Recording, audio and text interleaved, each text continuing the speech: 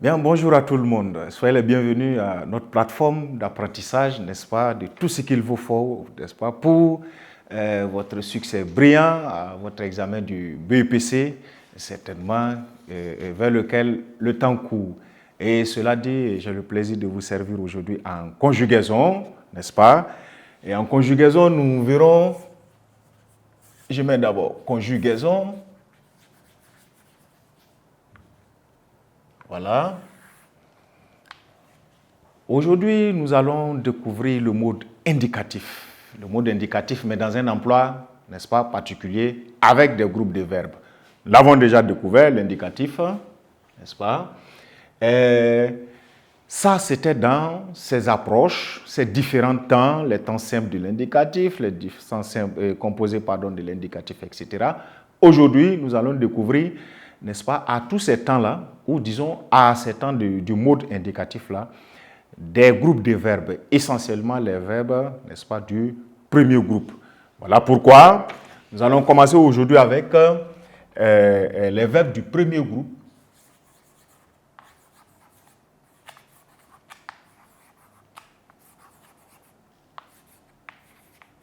Voilà.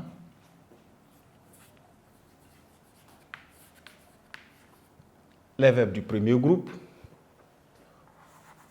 au mode indicatif. C'est ça.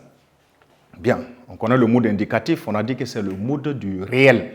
Voilà, les événements sont déroulés, sinon décrits, ou l'emploi, dans tous les cas, vous donne une impression, n'est-ce pas, que c'est au moment où les événements se font qu'on vous livre dans un temps qu'il soit imparfait ou qu'il soit au présent, etc. Bref, le mode indicatif est le mode du réel.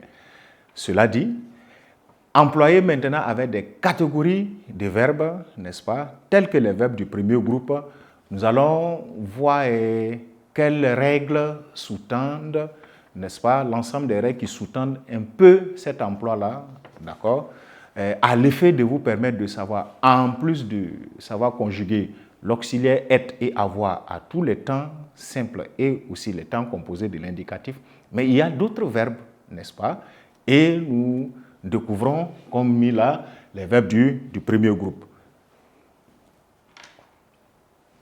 Et cela dit, on va se rappeler que le verbe du premier groupe, c'est un verbe qui se termine par ER, n'est-ce pas? Donc, on a l'habitude de dire que les verbes, n'est-ce pas, du premier groupe, voilà, se terminent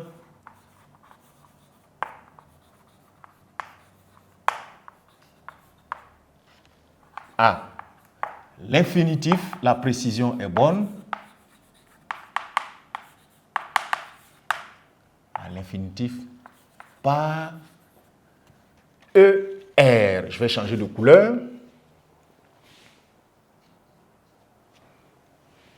Voilà. On va marquer comme ça,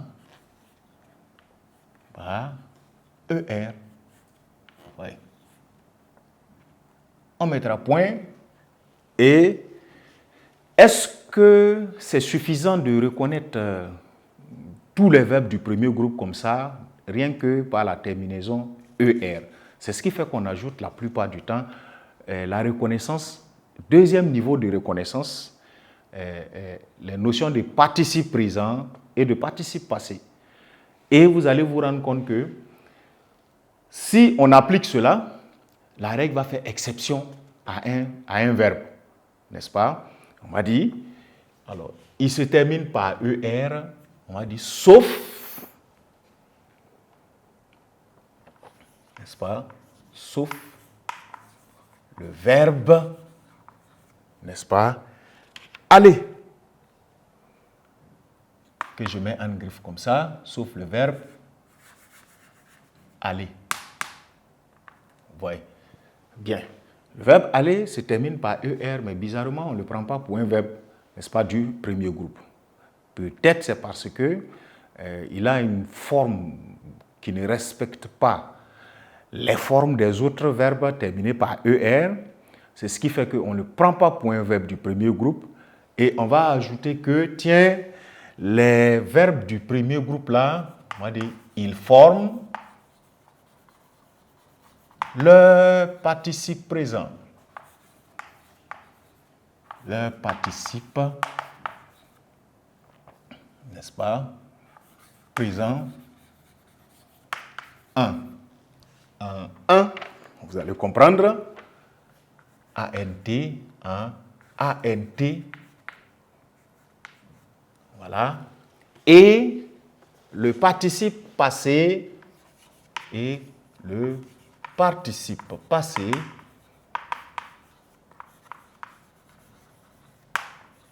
en, je change de couleur, en E, accent aigu. Voilà.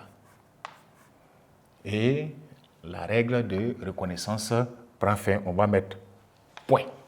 Donc, vous voyez, vous allez reconnaître un verbe du premier groupe par cette caractéristique. C'est ce que vous faites d'habitude. Mettons un exemple.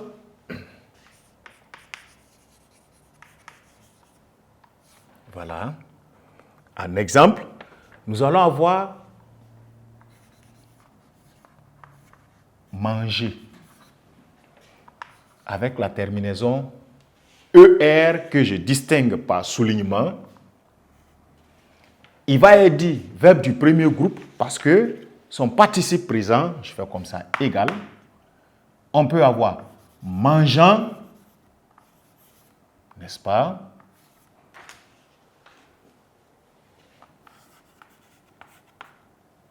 Voilà.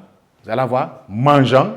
Et même si c'était un autre verbe passé, vous allez avoir passant, appelé, appelant, etc. N'est-ce pas? Et son participe passé, mettons en parenthèse, participe présent, PR, barre oblique, vous allez avoir la forme de manger. Voilà. Que je vais distinguer aussi également. Et en parenthèse qui va former le participe passé. Voilà. Voilà. Selon la définition, la règle de reconnaissance, n'est-ce pas, de des verbes du premier groupe. Et ce qui reste à retenir maintenant, ces verbes-là, leur conjugaison au mode indicatif peut aller de soi, c'est-à-dire, c'est évident, peut-être on peut considérer ça peut-être facile, tout comme ça peut présenter ses difficultés d'un temps à un autre, mais il faut retenir que, tiens, les verbes du premier groupe là, ils sont assez réguliers. Donc, quand on maîtrise la règle de conjugaison donnée, et tous se conforment en grande partie, voire 90% à la bonne conjugaison. Et il est dit en français que ce sont d'ailleurs les types de verbes les plus nombreux parce qu'ils représentent près de 80 à 90% des verbes, n'est-ce pas, du français. Cela dit, on va ajouter à la ligne que